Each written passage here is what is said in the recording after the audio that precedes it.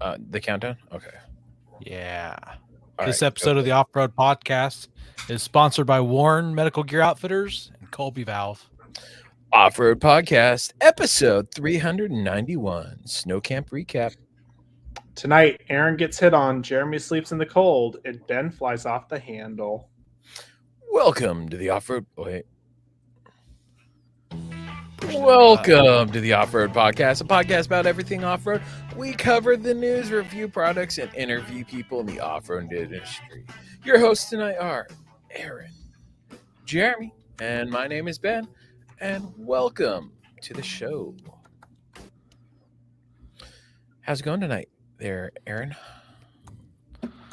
Not too bad. Had a fairly easy day at work today.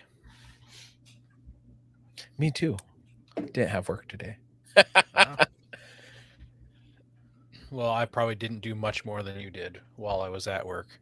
Nice. I got to the job site at 7 o'clock this morning, and there was supposed to be another company there to do a bunch of work before we could start our work, and that company didn't show up till 11 o'clock. And while they were doing their work, we got called to another job, but I had to stay and watch the guy because he was down in the vault. So I stayed till 2 o'clock, basically, and went to the other job for 1 hour. So I did an hour's worth of work. Besides watching a guy, I did an hour's worth of work. I did do more work than you did today, but that's okay. Yeah. That's not a lot of work in a day. No, it's not. Nope, it's not. And by But I got paid. Did you have to like actively watch him, or you were? I had to actively watch him. So so you were like a site supervisor for the morning day. Well, they call it an observer because he was down in a vault, and you have to monitor the CO2, and oxygen levels and things like that while he's down there. You got to make sure he hasn't passed out. He's hooked up to a crank that you can crank him up if he does pass out. OSHA stuff. Yeah. Yep. Yeah. But that's not off-road related. No, it's not. Not at all. Not. You just asked me how my day was, so I was telling you how my day was. Well, how's it going? What's new? Well, I mentioned that I had my uncle's truck for sale. Yeah. And I sold it. So that's really good. Sold Did you quick. get what you wanted? Yes, I did. I got what I wanted, and sold quick. That means I don't have to deal with flakes and people and all that stuff. So yeah, it's all taken care of. We did negotiate that I kept the bed slide, and so I thought we'd keep the bed slide and use on my wife's truck, but she doesn't want it, so I've got that for sale now. So once that sells, I will have gotten what I wanted out of the truck. So, yeah, you've heard me talk to you about that bed slide and her. It's like I almost want to tell you just throw it in anyways and be like, I'm not selling it. Well, the problem is that it bolts in through the bed, so I got to drill the holes in the bed. And the way it was mounted in my uncle's, the way it was mounted in my uncle's truck was with nut zerts. Although I'm really kind of disappointed. Whoever installed it used like grade 3 bolts for this thing. They're like the cheapest bolts. That might be the bolts that are in it because it's so heavy. It doesn't move around very much. Well, it's supposed to hold 1,000 pounds. And like when I had it slid all the way out, because it goes out 70%, and I climb up on the back of it, like that whole thing is flexing. Oh, for my 250 pounds or whatever that's on it. So that just makes me nervous. I mean, you probably wouldn't snap those bolts with 1,000 pounds back there, but it's only held on with 4 bolts. Oh, it only had 4? Whatever. I thought it was supposed to have 6. Yeah, me too. I'm glad that it didn't have the last 2, because the last 2 would be all the way at the rear of the bed, and those are the important ones. They would be difficult to get to with the slide in there. I think you'd have to take the slide all the way out somehow to get to them. So no, you do the slide halfway out. You just have someone hold it for you, or you use a piece of wood. I've installed a couple of them. Yeah, and those are the important bolts. Or that's why it flexed on you. Because those No. So not the ones at the very back towards the back of the cab.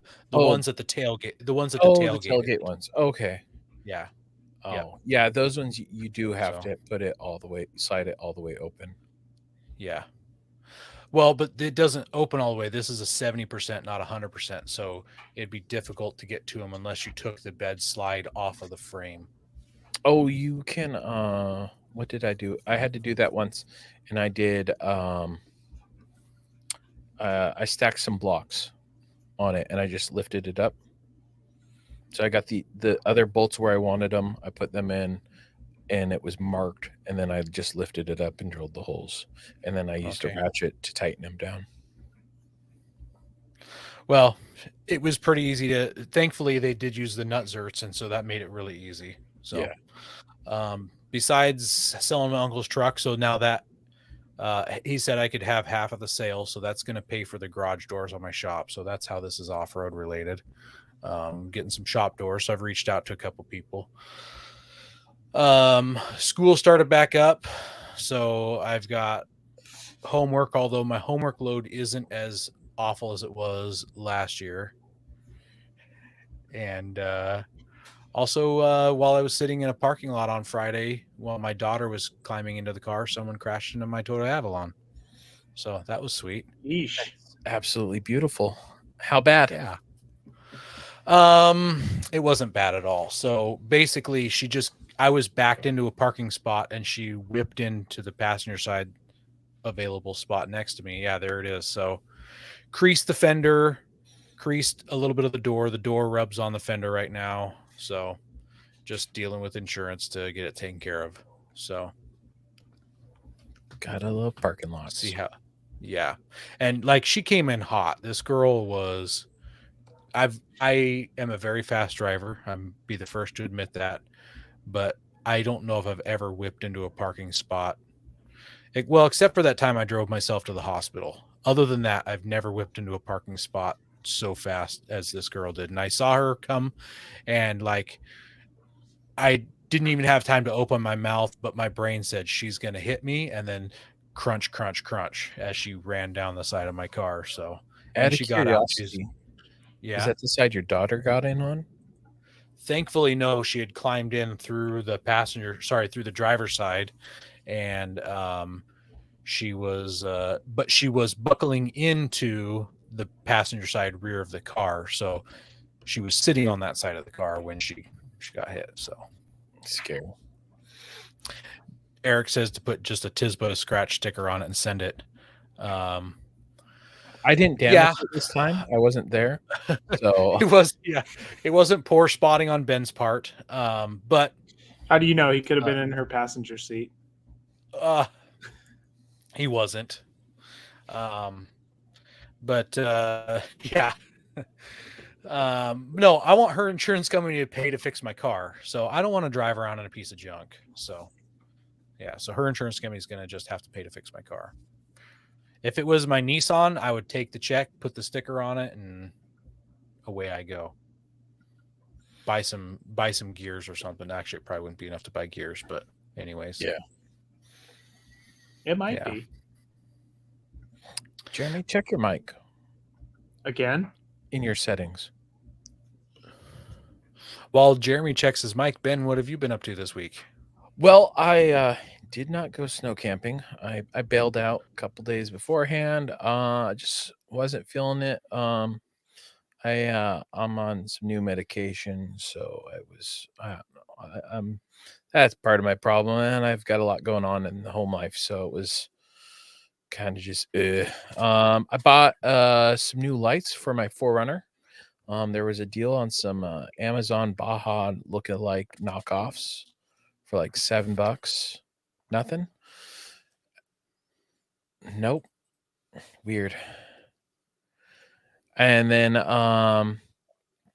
let's see. Today I picked up a Via Air 100P for like $60 off of a buddy. He used it on his 4Runner and he runs like 35s.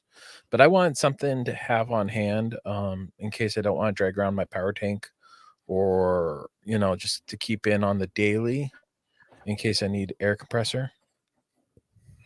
So, yeah. And then I went out to the Forerunner on Saturday, and I've got video of just what it was like. Well, I thought I had a handle on things. It looks like clearly you do have a handle. It's just not on things. It's in your hand. Yeah. So, I talked about that piece of the door handle popping off in Montana, and that actually retains the door handle. If you look, nothing is actually broken on that door handle. It clicks into place. So it turns out replacing those handles are really easy. Like all I have to do is pop up and undo one little screw to pull off that piece. So I'm actually going to replace my door handles. I found some black ones. So instead of having Raptor line ones, I can have some black ones. So I'm Nice. probably going to do that when I Raptor line it next because I'm changing up the color. And that will probably be my first project in the garage. So, but yeah, things are just getting out of hand with the Forerunner. It's falling apart. So much stuff to do apparently, and I don't know what it is. It's falling apart like Jeremy's microphone. Yeah, apparently. He leaves for a weekend and all of a sudden his stuff stops working. Nope, still can't hear you, buddy. Oh my goodness. But Jeremy doesn't have much to report until the main topic. So, let's hope he can get his voice back by the main topic. Yeah, he might have to use his laptop mic. Worst case scenario. Or he's got a headphone mic also. Yep, he does. We might have. Yeah. We also want to thank our sponsor, Patriot Patch. Head over to patriotpatch.co and check out their selection of great patches, shirts, cleaning mats, signs, and stickers. You can also join the Patch of the Month Club for $15 and receive a patch, matching sticker, and artist proof each month. And let us not forget that our patches. Oh wait, I guess we should show the abdominal one. What did you just do? Magic, Aaron? Boom, magic. Yeah, become abdominal. Wait, no, not abdominal. That's your stomach. Abominable. Look at that. Just like overlaid it right over top. Boom. Pretty good. Yep. And it's gone. It's like magic. They also just dropped 4 new patches today. Did they really? Yeah. Something about not being a FUD. I think a couple of them were about not being a FUD. Not a Fed. No, FUD. FUDD. FUD. Yeah, but they also have the not a Fed one too. Yes, they do have the not a Fed one. Yeah. So, let's see. A change my mind one. Yeah, that's right.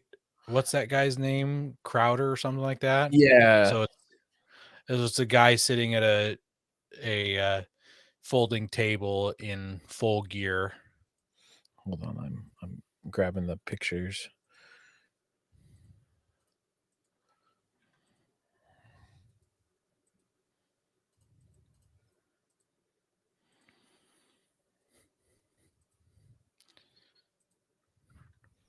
They're coming. They're coming, folks. They're coming. Just like Jeremy's mic is coming along. It'll be coming around. Well, while Ben does that, I'll mention that we also have patches for sale. I'm sure you've heard us mention this every week for the past 6 months. They're $13 shipped for one and $10 for any additional patch. Or $10 if you see us in person and we happen to have some on us that will sell you in person. So just send us a message through any of our channels, or shoot us some cash through PayPal using offroadpodcast@gmail.com as the address to send the money to. Oh, I forgot to mention one thing, Aaron, from the main topic. I have a garage update. No, Jeremy's still not working. The county is being nice and fun, and they want me to dig up my septic tank. I have a septic tank, and get it drained and inspected for this imaginary drain field, because it's just if the other one fails. So I have to get my septic tank inspected and all that, which is so fun and frustrating. But I got to play foreman when we were digging it up, because I had to dig up one of them, and I had some child labor. Help for my son. So yeah, I made him dig the hole. It was fun. I did do some work, but he did most of the work. He's 10. He can suck it up, right? Mm-hmm. That's why we have kids, right?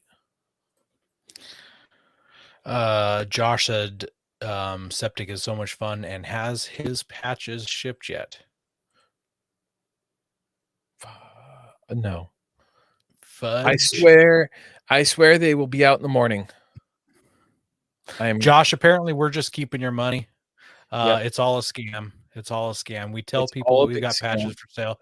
That's why Jeremy doesn't have patches. Yep. It's a scam. We only had 2 printed, one for Ben and one for me, and we just tell everybody that we have patches. And Josh's patches. Yeah. Oh, Mark says call it chores for tax purposes. Are you having your kid digging for you, Ben? Chores. All right. Did I fix it yet? Yes, you did. Oh, thank God. Am I way too loud now? Nope. No. Okay. All right. Just so you can see it, the yellow one says since Josh patches. Okay. Sorry, That's a burner Josh. phone. It doesn't mean anything. What'd you say? Oh, I said it's a burner phone. Yeah, it is a burner phone. we're I hoping that Ben's new medication will take care of his ADHD. Yes. Unfortunately, right now I'm on a really low dose and I have noticed nothing.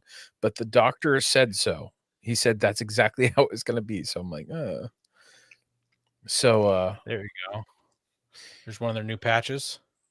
Ain't no thug if you can't take a slug. So that's a picture of a plate carrier with 4 bullets hitting it. It says Thug Life. Yeah. Yeah. And then we got the decked out Crowder with it looks like a scar. And I changed my mind sign. Yeah, you're supposed to write your name there.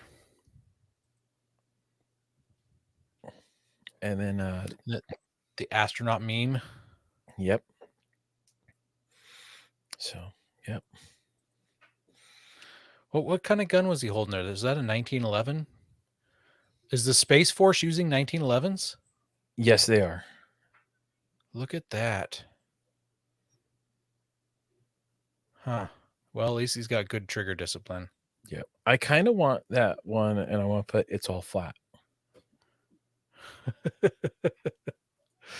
Yeah. Josh says to just keep the patches till this summer, and that'll force you to meet up with them when he comes out here from the East Coast. Well, it doesn't work because he'll still bail on you because he had to bring me patches. Exactly. You took the words out of my mouth, Jeremy. Josh, I'll up the ante on you. I'll send you your patches, and if you meet up with me this summer, I'll hook you up with another patch. Find Maybe some sort of other patch to get him. You could grab one off my headliner. Ooh, any patch? Not any patch. There's a few. Does he have a safe space patch? That one's not on there. It's on the front door. Can you put it on your headline? Speaking of patches, one of the other podcasts on the network posted a picture of some of the patches they got at SHOT Show, and Jake from Patriot Patch commented that someone ripped off one of his patches. Really?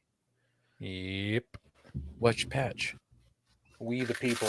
This one right here. Really? So super similar to this. The difference is that they used all the same colors, but they use like an American flag texture background, and one of the 4 stars in the corners is missing. So Oh, I wonder what Yep. company that was.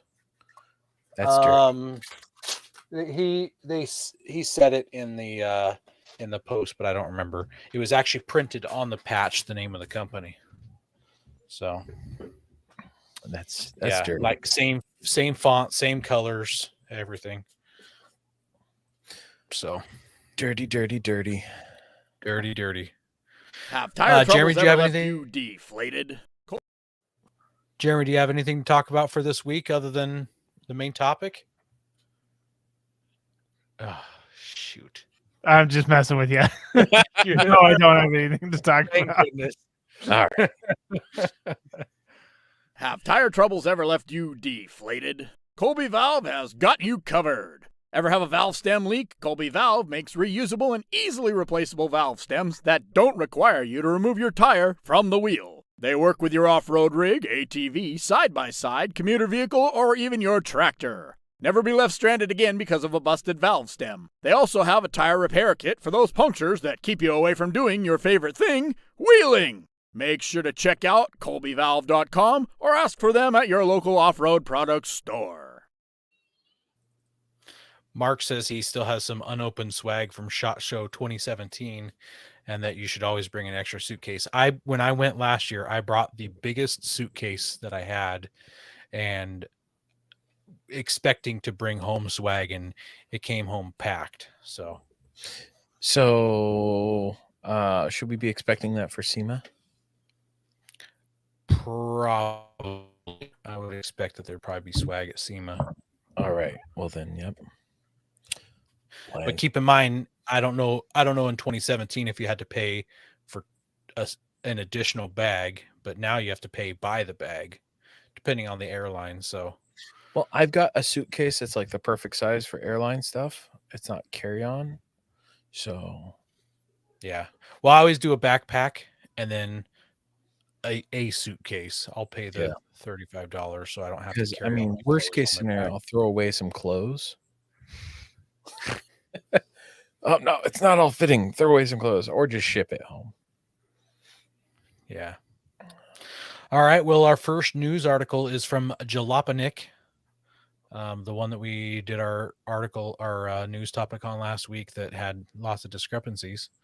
But it is titled "The U.S. Forest Service to Test Ford F-150 Lightnings." So that's kind of an exciting thing because it's like what we do. They're out in the forest doing forest things, and it's an electric vehicle. So it says that the Forest Service has picked up 3 F-150 Lightnings for field testing.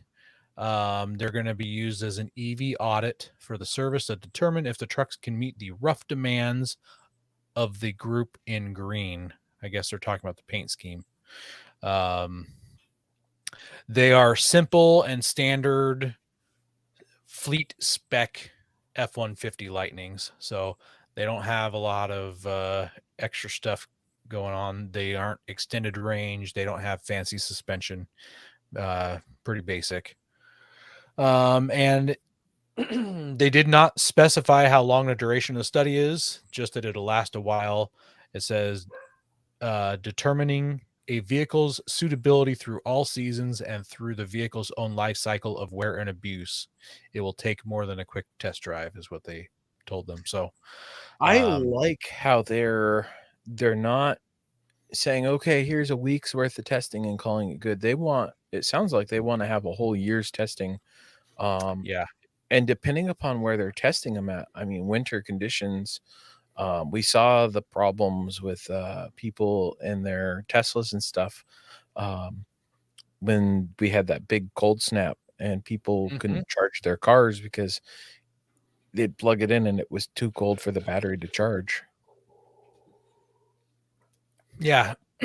But I mean, if you think about it, if that is an issue with EVs, then don't give electric trucks to the Forest Service in Alaska and in northern Montana and stuff like that.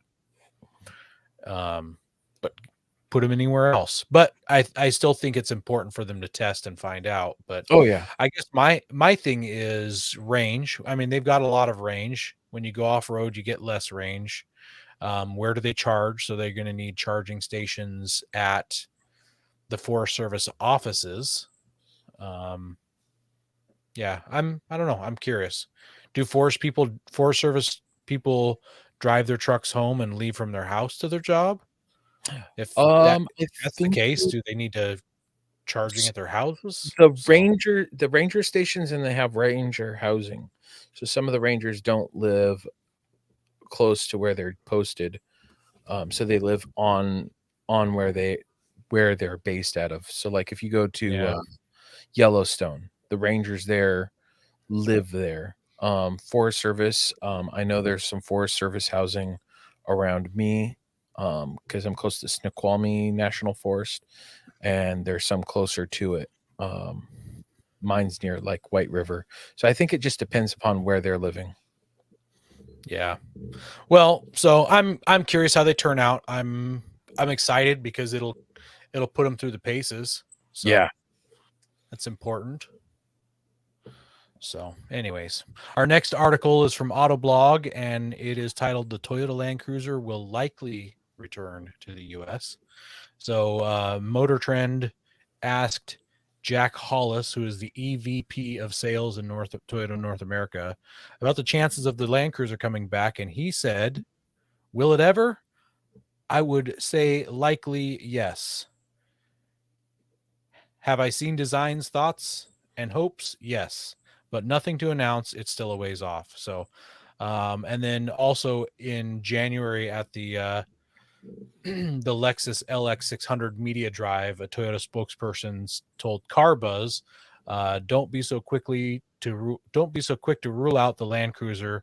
We obviously haven't made any announcements yet, but we are listening strongly to customer feedback." So that's two different times Toyota has said that they're considering bringing it back. Do you guys know why they stopped selling the Land Cruiser?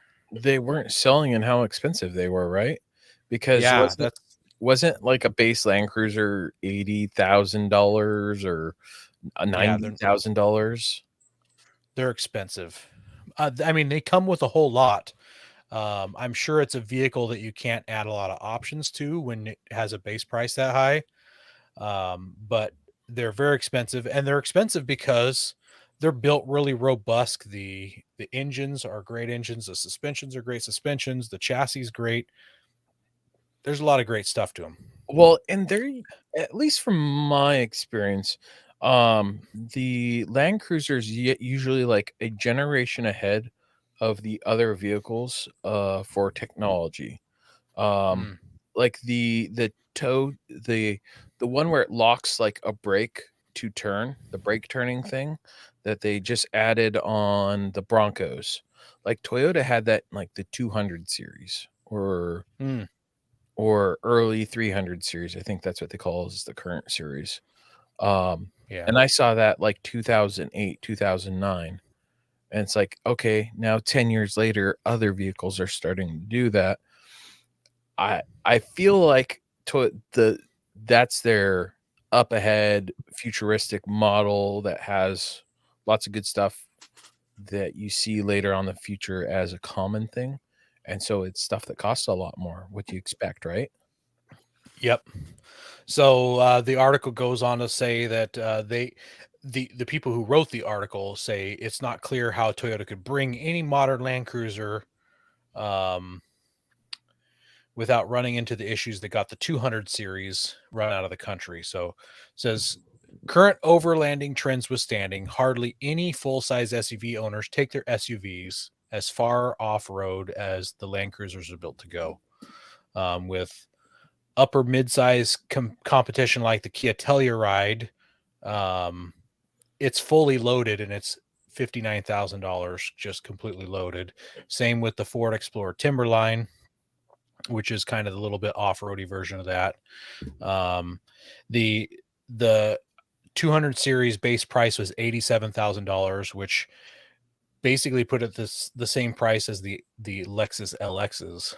And it also goes on to say that there's 3 full-size GMC SUVs that compete with it too. And it's just so expensive, it prices itself out of the market that it's plopped into. So Yeah. Well, I mean, they've also got the Sequoia, which is very similar in size. It's a third row SUV, full size SUV, very similar to the Tundra. It's just Mhm. the Land Cruiser's like an extra exotic version, I guess. I don't know how to say it. I think the three of those shared the same chassis. I thought the 200 series and the Tundra and the Sequoia shared the same chassis. I don't know enough about that to say that Yeah, 100%, I but I don't. thought I thought there was some sharing going on there. I So know the Sequoia and the Tundra shared stuff, but I don't know about yeah. the Land Cruiser. Motor Trend said that it sounds like we should be looking beyond the current J300 series to what the next generation model might look like, which would almost certainly need to be electrified, either hybrid or full battery electric. I can't imagine an entirely electric Land Cruiser.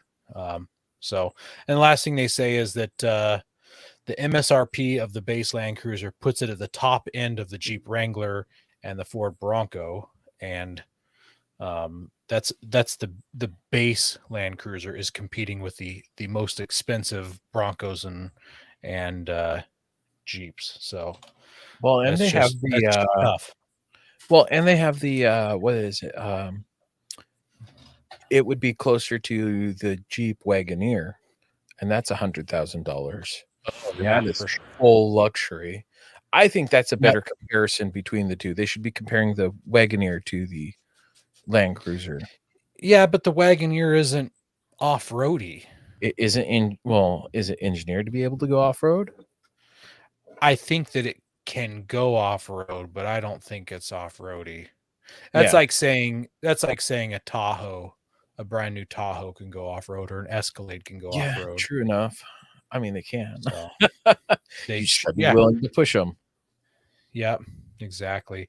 Eric says bring back the FJ instead. I doubt I doubt the FJ will ever come back. Unless maybe it's I can see an electrified version, kind of like Jeep's doing with the Recon. It's Yeah. going to be an off-road mid-size SUV. I think that's if they bring back the FJ, it's going to be an electric mid-size SUV, and then they.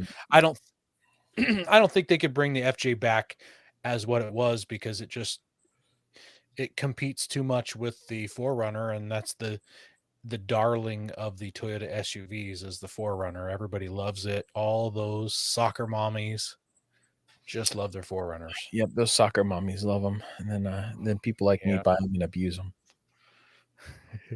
I think yours was abused before, so yeah, considering those welds I found, I'm gonna get some people for it. and the paint job. I mean, that should have been your first clue.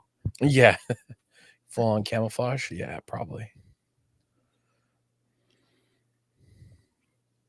Go prepared with Warren Industries. They produced the first recreational winch in 1959 and lead the industry with their dedication to quality and reliability. When you dig yourself in deep, make sure you have the right tools to get yourself out. Get Warren equipped and go where others can't. Now, let's get ready for adventure and head into our main topic.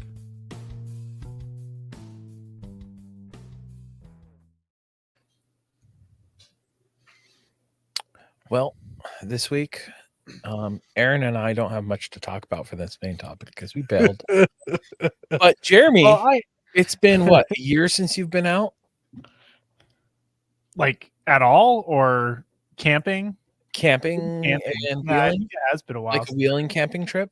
Yeah, it has probably been about that long. It's been a while. You officially did something, buddy. Now you get to talk about it. Yeah, well, there's not a ton to talk about, but we'll run through it.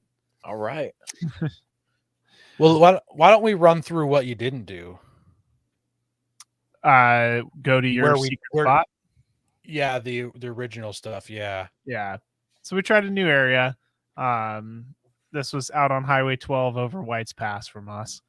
It was definitely might be a new area for us for this trip.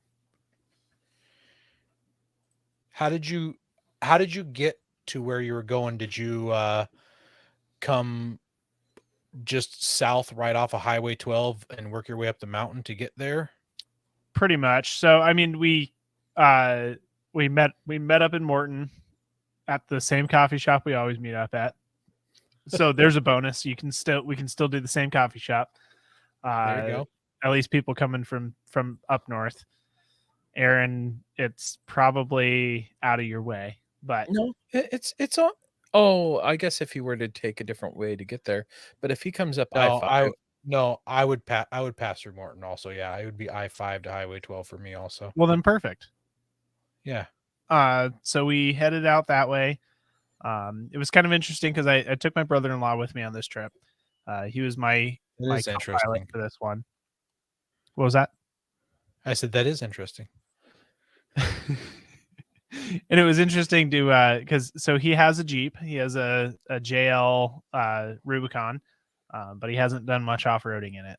And so it was kind of fun because we're talking through some things, and every time I kind of have a conversation with or take a newer off-roader, it's really cool to see things through their eyes again. Because for instance, like the first thing, we pull off the road, we air down, we start going up the ridge line, and it's one of those really narrow shelfy roads.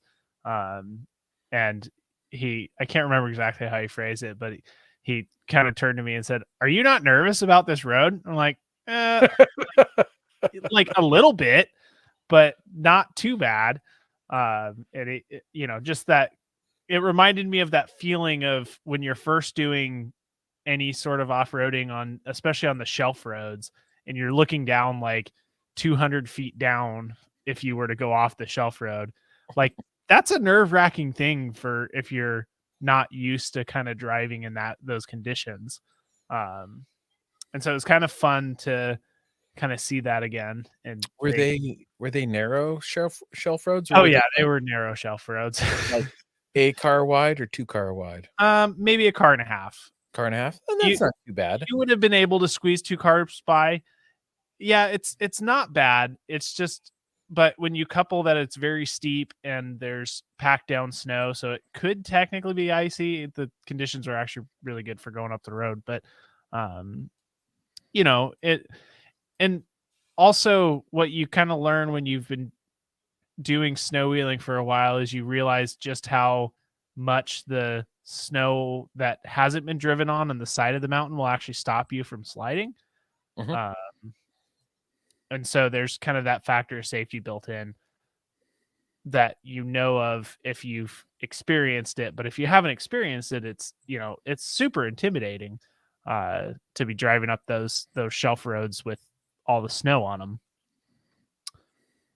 Just as long as you don't use a Bubba rope on those. Yes, that's when you see things go sideways. Anyway, so we get up the shelf roads. The snow condition was pretty good. I mean, it wasn't terrible. It wasn't the best snow, but it was also not the worst we've ever been in. So was it wet, heavy stuff, or kind of like in the middle, like older?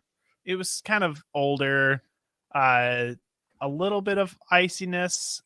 I'd say moderately heavy, like right in the middle. It wasn't mashed potatoes for the most part. So it wasn't sticking to you too bad? No, and it wasn't like just completely moving out of the way when you tried to drive through it if you're trying to press snow. So we ended up getting up to the top, and then it was really nice. The area was really nice because there was just a lot of flat ground on top of this plateau. And so we were able to just kind of go around. Yeah, we did air down. Anyway, and so there was a lot of nice track that you could go and do. We were following what looked like a tracked vehicle for a while. It was like a full-size tracked vehicle. And then there was also what looked like maybe an ATV tracked vehicle. We ended up getting stuck right when the tracked vehicle tracks ended. That's kind of where we started breaking. Things weren't packed down, and we were just breaking through and having a hard time. The Jeep got a little warm. I think it was the power steering. At this point, we were kind of working it a little hard. I was trying to get around Rick to see if I could make any better progress. And all of a sudden, I dumped a little bit of ATF fluid. It was weird because it was like all of a sudden I backed up after being stuck, and there was like a fairly, not like a huge puddle, like a puddle of ATF fluid, but it was probably like, I don't know, like 6 inches by 2.5, 3 inches worth of snow.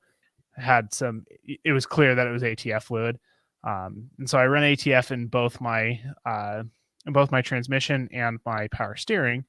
So we were trying to diagnose it. There was a little bit of smoke coming from the front radiator. And so what I think my best guess is that just working the snow, aired down, working the wheel back and forth, turning the tires. I just overheated my my power steering fluid and just burped a little bit of the fluid out. Because after that, didn't see any drips. Whose Nissan were you pulling to overheat it? Nobody's Nissan this time. So, would it be a possibility that it might have leaked out your RAM?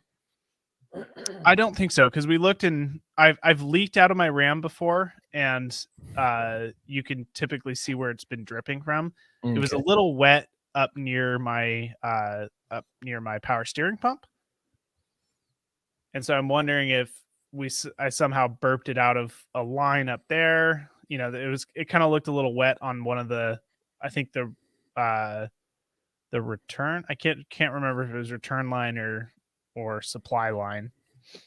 Yeah, definitely worth keeping an eye on those hoses in the future, it sounds like. Yeah, I think what I need to do is just go ahead and because I kind of had this problem on the last snow trip. It only comes up in the snow, and I think it's because it's working extra hard trying to turn the big tires with the extra snow pushing on it. And so I think I need to just put a cooler in, or maybe go and buy the PSC kit, but maybe I'll try the cooler first and see if that fixes the problem. Cooler's probably 1/10 the cost. Yes. Do you have a fan on there, like an electric fan? I mean, on my vehicle. Yeah. Yes. Or is it? It's belt driven. It's belt driven. It might be worth adding like a pusher fan on the other side too. I know some guys do that, especially for their power steering, to help keep it cool with the big tires, because you're not moving. Yeah, that's an idea. Because I bet you the adding the cooler and a fan is still a quarter of the cost of a PSC kit. Yeah. So the people that were on the trip, Eric's got a question. He sees Rick's rig. Who else made it? So it was just Rick, Dave, my brother-in-law CJ, and I. It was actually Dave's birthday. I thought your brother-in-law had a JL. He does, but he was my passenger. He didn't want to drive? You had a CJ for a passenger in your JK. Who owns an LJ? And we had a JK, a JL, and an LJ. Yeah, and we had a CJ. Just not the CJ. Yeah, there we go. I'm surprised you didn't pick up on that on the trip, because we made it. Dave made a comment about we were driving generationally. Yeah, I didn't pick. Nobody picked up that CJ was there too. It's because you didn't have Aaron's humor. Yeah. Well, I mean, it's my humor too. I think that's why we're probably friends. The terrible jokes makes us friends. I'm looking at, doesn't look like you're aired down all that much. Did you guys air down a lot more once you got to the deeper snow? Well, that's one of the problems I've had with my Pats is, like, even so I was at 10. I could have aired down further. Yeah, you got bead locks. I know. I could have aired down more, although that wouldn't have helped my steering heating up any. No. It actually would have made that a little worse. But I didn't really see the need for airing down until after we had overheated And then at that point, it was kind of getting a little bit late in the day, and we didn't think we were going to be able to make much more progress. So we just kind of made camp where we were, which was one of the really nice things about where we were going, is there are tons of campsites as opposed to Nice. on our normal snow trip where it's like, well, there's a campsite 10 miles back, or there's a campsite 5 miles ahead that we probably won't get to. I see Rick. I was gonna say, I'm assuming this is Rick. I've never seen him air down so low. He goes down to about 10, or in this case 12 or 13 or 11. Yeah, 11. He's to all over the 13, board. Yeah, he is. He's a Is loose there a cannon. method to his madness? Do we think he Probably. So for those who who are just listening to the podcast, there's a photo on the screen of Rick's dash, and his passenger front is 12, his passenger rear is 12, his driver front is 13, and his driver rear is 11. Rick is a man of thought, and I bet you he's like, my gas tank's on this side, so I want a little more traction in the rear. Yeah, and he's got no passengers on the passenger side, so that's why it's a little bit lower than. And he's sitting up front in the driver's seat, so that's why his driver front is a little more PSI. Yeah, He's going to get a little bit more squish out of that tire, maybe. Yeah. Yeah, so we pretty much made camp from there, and it was a gorgeous campsite. We could see pretty much all across. We could see across the valley. Look at those amazing mountains behind you in this picture. Yeah, amazing mountains. So the picture that's on the screen is actually from the next morning. So when we were coming in, we had amazing weather. It was just sunny and clear, and you could see all the way across the valley over Highway 12, and you could see into Yakima, and it was gorgeous. The next morning we woke up and it was pretty much the same view. You could see everything except for you could see a cloud bank starting to roll through, and we were able to just kind of watch that cloud bank roll through, which was really cool until we get to this point, which is where we're making breakfast, and it looks like we're looking through soup. It got really cloudy. Yeah. That same thing happened when I was camping up there for the first time, and it was just awesome looking. You're above those clouds, and they're just like fluffy. It's like fluffy ice cream or something. I don't even know how to describe it, but super cool looking until they hit you, and then you just can't see anything. I mean, there were points where we couldn't see like 40 yards. It seemed like. Wow. It got thick. So I'm curious. I'm looking at you guys parked. Like Dave and you are decently close, and Rick's pretty far away. Did he not want to hear you guys snore? I think it was bean night. They they had baked beans for part of their dinner. Yep. Something like that. We made Rick sleep over there. I don't know. Rick just chose that spot, but I mean, it was a gorgeous spot. He had some really good photos of when he woke up. Yep, that one right there. Just the sunrise in his spot was amazing. He wanted the Instagram pictures to make it look like he was solo. Yes, that's what it was. Yeah. He wanted to be hardcore. He's hardcore. Well, the temperature wasn't so bad when we got up there. It definitely started to drop later on. I don't remember what that photo was. I think we poured extra cooking oil. So for dinner that night, we did something I haven't ever done while camping before. We actually did that's breakfast, but I don't think we have any pictures of dinner. We did some fried foods. So we made some chicken wings for an appetizer, and then we had some fish and chips for dinner. How'd they fry up? It was amazing. It was good. Did you use like a tin, or did you use a bowl? Nah, I just used a bowl. What are you talking about? Like your cast iron bowl, or did you use we just used my my normal I can't think of the name. Jet boil 2-person stove, or two burner stove. The one you can see the pot in that photo. Okay. Yeah. it's really dirty because we had one incident. You can actually see in that photo there is now firewood underneath the table, the legs of the table. Okay. That's because when we were heating up the oil, we had almost a mishap, and the table sunk and spilled some hot oil. Thankfully, nobody was injured or close to being injured. Both Rick and we both kind of grabbed for the table and then had better second thoughts and went, just let's see what happens. And then it settled out and we were able to fix it. So thankfully nobody got burned with hot oil, because that would have been made for a terrible trip. That would have made for a terrible trip, but I mean, at least you had Rick there. He's a firefighter. Firefighter Rick. He was an EMT portion of it too. Yeah. Well, he would have given you mouth to mouth. Yep. He didn't anyways. No, he saves that for Aaron. Yeah. And we had lots of booze that night for sure. We had lots of bourbons. And good choice of bourbons, it looks like too. Yeah.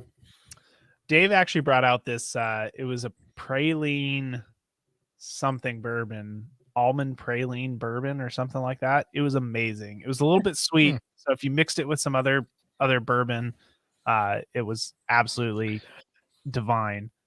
You had to cut the bourbon with some bourbon. Yeah. Cut the bourbon with some bourbon to make it tame it down a little bit. Well, tame the sweetness down a little bit.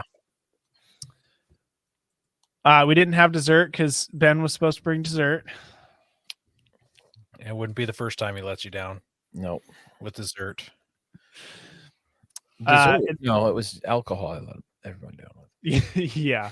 Tequila specifically. Almond flavored tequila. That tastes like and soap. Ben is no longer allowed to bring the tequila. Nope. So that's when it started getting pretty cold, was after we were making dinner. And it was definitely colder than any of our other snow trips that we've done in past years. It got down to 19. We think it was getting to the point where while I was cooking dinner, there was ice forming on the top of the batter because I mixed the batter up and then let it sit for a while, and it was icing over. Everything was freezing to the cutting board. You pretty much had to wear gloves if you were handling, especially if you're handling anything. Otherwise your hands started to get really not numb, that painful feeling when they're too cold. So we were all a little underprepared for that level of cold. I mean, we could have kept going, but we didn't really bring enough firewood and there wasn't a ton to gather. Hold on. So Aaron should have been there.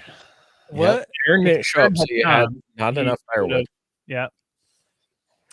So we actually ended up leaving the next day. We just made it a quick overnighter, just because we weren't. What was that, Aaron? You didn't stay 2 nights. We didn't stay 2 nights. No. Did you go to a different spot, or did you call the trip? We ended the trip early. So it's weird how, so you mentioned is like 19 or so. When I camped there, it was in late January and early February, because I've camped there twice, and same thing. It was down in the teens at night, and it's weird how much colder teens are than the mid 20s. Yeah. A 10 to 15 degree difference makes it feels so much colder. Yes. I wonder if, I'm sure you guys are higher than we were at our other spots, right? Were you higher up? And they're higher up. Tree coverage. Well, but that's only a thing if it's windy. Yeah. The winds weren't kicking up too much. But the air's moving a little freer, so it's gonna keep it cooler. Yeah.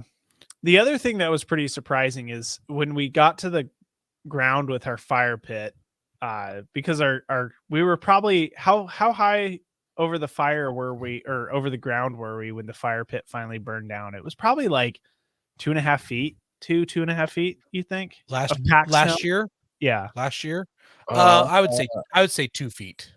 Okay. It was like a foot.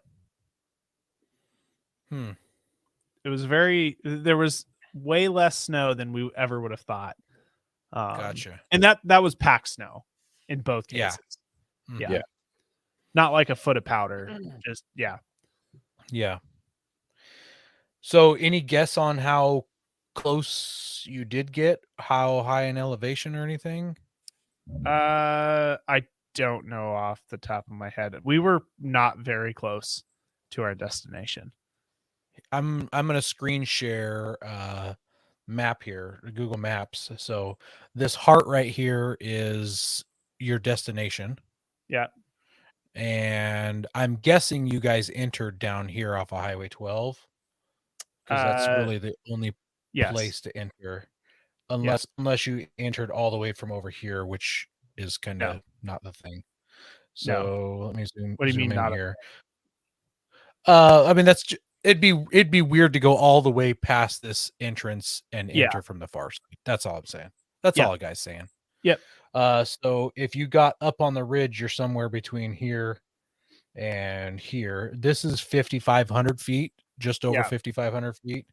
And this is 3,000 feet here. So, you're definitely higher. I think we were at about 3,500 feet because Rick said, I didn't know, he didn't say exactly how high in elevation we were, but he said we had like another 2,000 feet of climbing to do. So here is 3,600 feet right here. So it doesn't look like you made it that far once you got up there. Yeah. It might have been I don't know exactly where it was on the map, but I thought we made it past one of the turn off. Oh yeah, there is that turn off there. So we made it past that branch turn off, and this one here. I don't think that one. There's another one. There was one back a little more. There's a little one right here, but that end. I mean, I don't know where it went. Yeah. You just saw a turn off. Right. Okay. What was the difficulty with the snow? I didn't totally understand. Was it just too slick? If it wasn't too deep, was it too slick, or? It was where it was packed down. It was just moving out of the way on all the uphills. So it was fine to drive in if you were going downhill or pretty flat. But there were some significant areas where it goes. There were some areas where it goes quite a bit steeper than the rest of the terrain, which would have been doable. We just would have been working at it a long time to go a little bit of, only a little bit of distance. If there had been like a tree that you could winch off of in order to get up that uphill, then that might have been, and then it was, flat from there, it would have made it more doable. But I mean, climbing an extra 2,000 feet is not insignificant, to say the least. No, it's definitely not. I think once you get past the very quickly ascending uphill, it doesn't level out, but it's a lot easier to go the rest of the way. It's like, I think the first half of that road is a lot of elevation, and then after that, the second half is very little elevation gain. So yeah, well, we definitely need to go back, and you can totally go there and play in the summer as well. Yeah, it would be it would be gorgeous to go there in the summer too. But yeah, on our way, so the next morning we just got up and kind of took it easy and made breakfast lazily. I think we had breakfast around like 10 o'clock or something like that. Pretty late. And then on our way out, we did try to go out the other way, which was the way that you were, go out the long Yeah. way. Yeah. And so one of the things that we found was a little interesting is you're just sitting on top of this plateau and there's no markers to tell you where the road is. But the roadway is a little bit better than not driving in the roadway as far as like getting stuck. Oh yeah. And so you're just like looking at a map, like, I think this is the roadway. And then all of a sudden you go over a bump and you're like, yep, that's not the road. I think it's, let's try a little bit over here. So we're doing that for a while and getting stuck a little bit along the way. And then I started to smell a little bit of hotness again. So we actually just ended up turning around and going back out the way we knew we could get out because we weren't sure that the gate would be unlocked at the other end. Yeah, going out a way you haven't been isn't helpful if you don't know what the road's like.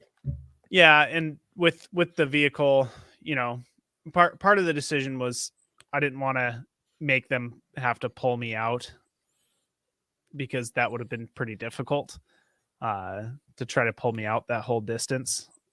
So I just wanted to make sure we could get out, or at least we were moving in a direction where towards getting out that we knew would actually be available. Yeah. The second night that I camped out in that area, I learned the importance of having, like when you're camping on snow, to have some sort of thermal break between you and the snow, because I had just the worst night of sleep. And when I got up the next morning, the snow that was underneath me had melted and thawed and it was a sheet of ice, and you could see that it was clear ice underneath where my body was. So my body warmed the snow enough to melt it to turn it into ice. Yeah, I wasn't it messing was with rough. that. I was on a cot with a cot pad. Thanks, Coy, for that tip on the cot pads. Yeah. The cot pads. Yeah. Well, I'm excited that you guys chose to go to that location because I think I suggested it a couple years ago and we ended up not going, but I'm glad you guys got to see it. Well, now we since we made it to your secret spot location, now we have a new location. Yeah. Yeah. Go try to conquer. Get to the next one. I wonder, I thought about this while you guys are up there. I'm like, if they make it to the lookout, it was unlocked when I was there. They could just sleep in it. And then I thought, well, then you have to listen to somebody snoring in a giant wooden box. So that's not fun. What are you talking about? Ben wasn't there. Well, I'm sure more people than Ben snore. Yeah, that's true. Yeah. I heard Rick can really light it up too. That's probably especially why when so alcohol's away. involved. That Oh yeah, makes people snore more. Yeah. It is a bummer that you didn't make it to the lookout, because you talked about being able to see back to Yakima. When you get to the lookout, you can look the opposite direction, and there's a big old lake down there called Rimrock Lake, and you can just see a lot of stuff. It's just a neat area. It was a neat area. I'd like to go back. Yeah. And honestly, that whole area in the summertime is a fun place to explore. There's campgrounds and remote lakes and things like that. So yeah, it definitely has entered my interest of camping there during the summer, and eventually making it there in the winter too. Does the Wobbler go through that area somewhere? I think it does. But I don't know exactly where. It goes up north of it because that's where you go into Bethel Ridge. Well, do you cut through it to get to Bethel Ridge? So what's south of Highway 12 for the Wobbler? Packwood. Hold on. I'm going to do you come on the highway through Packwood? Yeah, we How do you went get over through White's Highway. Pass? So you get over White's Pass through Highway 12? Hold on, I'm pulling it up. I'm pulling it Yeah. up too. Because I'm I pulling it up. have Gaia pulled up and or I have the tracks saved. So we go up and where's Highway 12? So Yeah, you follow Highway 12, and then you take Johnson Creek Rimrock. Road. after Rimrock, you jump up to Bethel Ridge.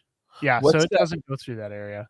Is that 20? Is that where that Forest Service Road 20? What's the? Because you look Bethel on. Ridge Road. That's Packwood Lake. You said you look down at Rimrock. It doesn't go through that area. It misses the area we were in, which is a shame. That's a wonderful area. Yeah. Yeah. I wonder if there would be a way with the Forest Service roads to make it jump through some Forest Service road to make it through there. Because I see, unfortunately, I don't want to say unfortunately, there's a lot of hiking trails on there because that's along the Pacific Crest Trail. And I see a bunch of hiking trails there. Yeah, I don't see any Forest Service roads that cut through over White's Pass. Yeah. But you take 12 up Rimrock, and then you turn off just after the Haas Creek campground to go up into I see. Bethel Yeah. Ridge. So in other words, you're on the highway from Packwood over White Pass, and then you'd get off the pass. Yeah. That's a So bummer. right in that area, I just found a ridge called Cowpuncher Ridge. Cow that's- puncher. Yeah.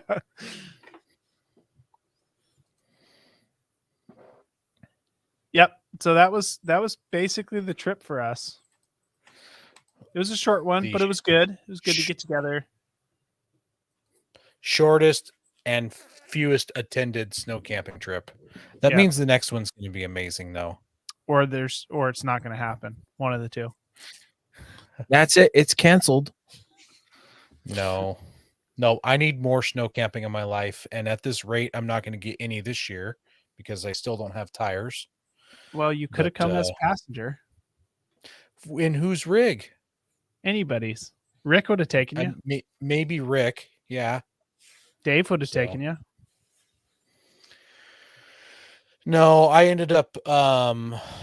I guess I could have mentioned what I did I did instead. I have a group of guys that I meet with on a monthly basis, and we did a map and compass training class. So a lot of fun, good time. I learned some stuff I didn't know. What's that? I said that's a useful skill. Absolutely. Yep. Well, thanks everybody for hanging out. We appreciate you guys. It's fun having you in the comments, like we always say. You're great to have in there, asking questions that we may or may not think of, and also making fun of us and pointing out the obvious, like Aaron was supposed to bring the firewood. So appreciate you guys. Make sure you're sharing us with your friends and helping us grow. God bless America. Don't forget to visit Patriot Patch and join the Patch of the Month Club. Check out our Gaia affiliate link for up to 40% off. Also, don't forget to head over to Warren Medical Gear Outfitters and Colby Valve to see all their great gear. We are a proud part of the Firearms Radio Network. Got a comment or question? Send it to us through our webpage at firearmsradio.net or through our social media channels by searching for Offroad Podcast. Also, you can listen to us live at overlandradio.com Mondays at 7 p.m. Pacific. When off-road, please remember to have fun, tread lightly, be safe, and courteous. Thanks for listening. Brr, I'm still frozen. It's cold in your